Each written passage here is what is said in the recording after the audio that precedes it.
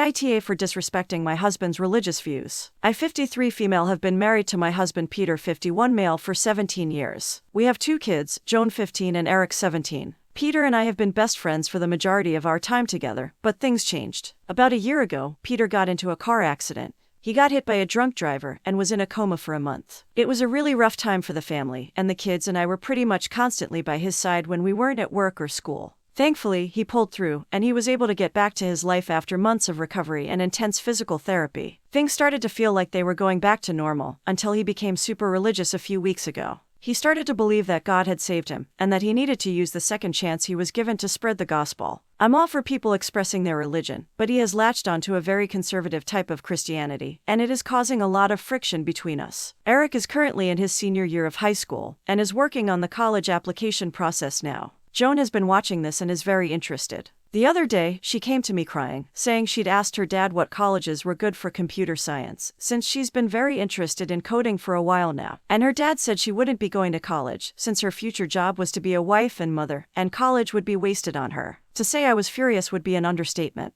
I went to him and asked him why he said that. He replied that he was spreading the good word, and he wanted to make sure we didn't lead our children into a sinful alternative lifestyle. I asked him if he expected me to quit my job. I work from home as an accountant, and focus on being a wife and mother too, and he said that he'd wanted to talk to me about this for a while. He said that he wanted me to quit my job, since it is not suitable for a woman. This absolutely blindsided me, since he'd never expressed anything like this before. I told him that I would not be quitting my job, and our daughter would go to college, whether he approved or not. He rolled his eyes and said I'd come around. It escalated last night. Joan was going to go to the movies with a couple friends, and she came down wearing a pair of jeans and a crop top. Typical teenager stuff, nothing she hadn't worn before. Peter stopped her and told her she had to change. She asked why, and he said he wasn't going to let her leave the house looking like a skank. I was shocked, he'd never used language like that before. I told her to leave just as she was, and she left. Peter asked if I even cared about our daughter's soul, and I told him it's her body, she could dress herself how she wanted. He said her body is the property of God, not her, and that I needed to respect his religion. I told him I'd never respect a religion that treats women like second-class citizens, and he left the house in a huff. He hasn't come back yet. Update. Hey all. Thanks for the concern and kind words, I really needed it.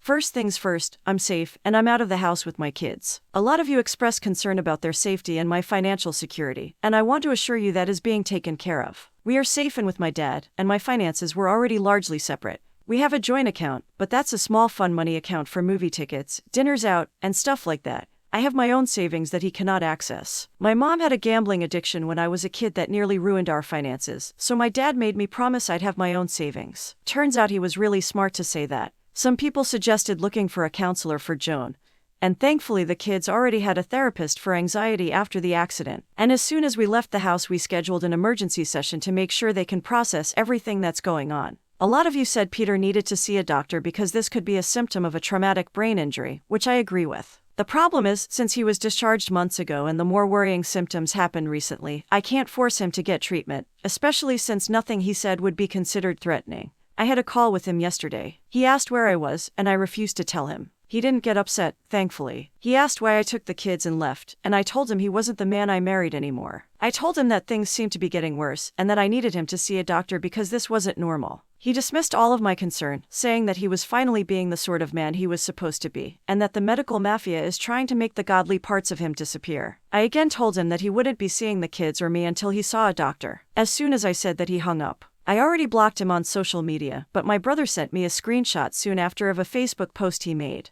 It was an unfocused rant that went on for several paragraphs about how doctors and Satan had gotten to me and that I was hurting our daughter by letting her wear sinful clothing, and that I was setting her up to be harmed by vicious men in the workplace. All the comments were his friends telling him he was scaring them. Nobody was on his side. He said they had to cast Satan out of their hearts. When I saw this, I couldn't stop crying. I knew it was over then. There's no way I could make him better if he doesn't want to get better. I sat the kids down and told them I was going to start the process of getting a divorce. They took it really well, and Joan just kept saying thank you. I asked her if anything had happened other than words from him that I didn't know about, and thankfully she said no, and Eric said the same. So that's pretty much where things are. We're safe, and he can't get access to my finances. I'm looking for a place of our own since the house is in his name, and I'm going to send my brother and his husband to get our stuff while he's at work tomorrow. I'm looking into lawyers now. Thank you all for everything, and I'll update as things continue. Update 2. Hey people. First off, I'm still safe, and the kids are still safe. I've got news for all of you. I don't want to call it good news, but it's taken a load off my chest. A few hours ago, my husband called a coworker of his and started rambling about his current situation, during which he mentioned suicide. As soon as the conversation ended, he called 911, and since this was the first time he made a threat to himself, my husband was put into a 5150 hold. He's going to get medical treatment, finally. Thanks again for all the support and the kindness you have all shown.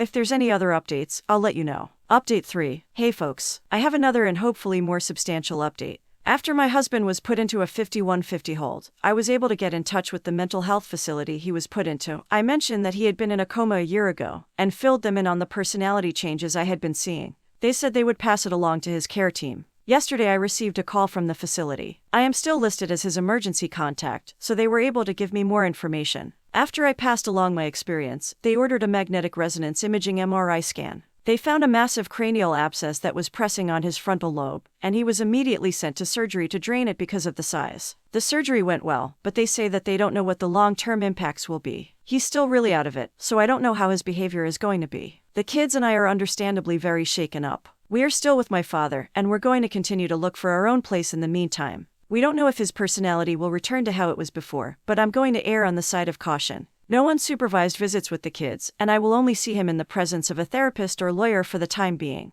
I really don't know how it's going to go from here, but I know we'll make it through together. Thank you all for everything. Final update. Hey everyone, it's been a little while. First off, thank you to everyone who reached out and sent kind words and support. It really means a lot to me. A lot has happened since I last posted, and I want to get you all up to speed. After the surgery, like I said I would in my last post, I had visits with my husband with a counselor from the hospital present during his stay. The first visit, he was obviously very out of it since he'd been in surgery. During the second visit, he was more lucid. He was calmer, but unfortunately, he still believed that he was being mistreated. He kept bringing up how the doctors had tried to remove God from his body but they had failed, and how he didn't want to see the kids again after they'd been lost to the devil. I told him I loved him, but that this wasn't him, and I hoped that there was a part of the him I knew still in there. He got real quiet, and said to the counselor that he wanted to be alone. I left, and that was the last time I spoke to him in person. From that point on, he completely stonewalled me. Any attempt to text him would be met with either silence or a Bible verse. I ended up renting an apartment with Joan and Eric, and we awkwardly started adjusting to a new normal. All was going about as well as could be until my husband got in another car accident.